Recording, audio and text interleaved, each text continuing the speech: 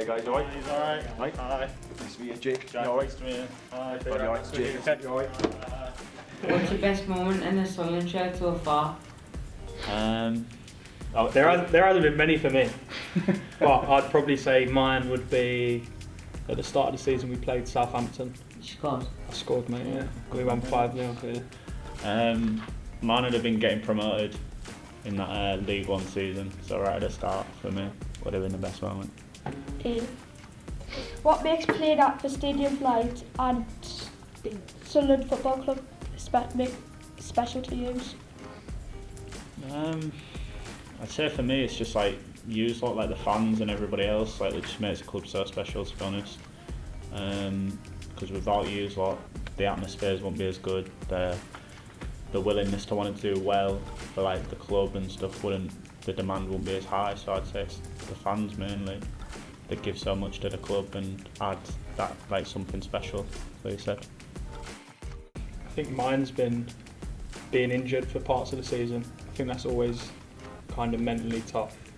Obviously I've had a couple of big injuries throughout my career, which is difficult. So yeah, just not being able to do your job is probably what I've found the hardest.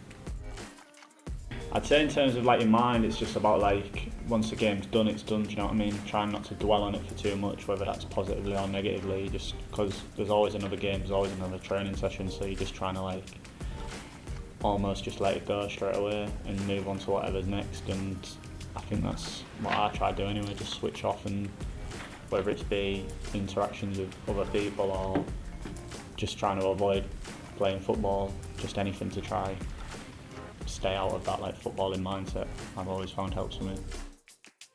When I've felt unhappy at times in my life, it'd be to speak to someone. I think it might be becoming a bit of a cliche now, but I think speaking's the best way to kind of not be unhappy anymore. I think sharing a problem with someone else is massively important. I think especially I'd say the last 4 or 5 years, it's become a lot less of a stigma to not speak.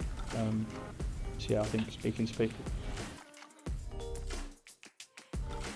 I've obviously been injured for a long time, and yes, it can be really tough at times. But I think it's about having, first of all, the mindset that you want to get back playing, and even if, for instance, you spend a long time out of the team, you're fit, but you're on the bench or you're out the squad, it's all about having belief in yourself that you can get through them tough times. And then I think you have to have a strong support network around you, whether that be family, friends, people at the football club, because they all play a big part in getting you through them tough times, I think. How do you handle the pressure performing in front of the large crowds?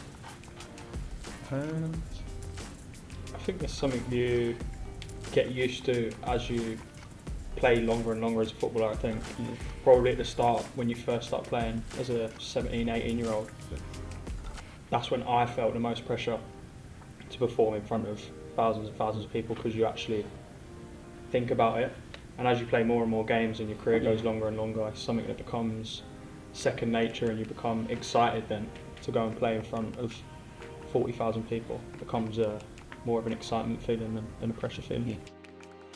Whoever you depend upon really, whether it be family, friends, partners, whatever, like whoever you've got in your life, just speaking to them and then just taking it, like, I don't know what the saying is, what is it, a problem shared is a problem halved or something.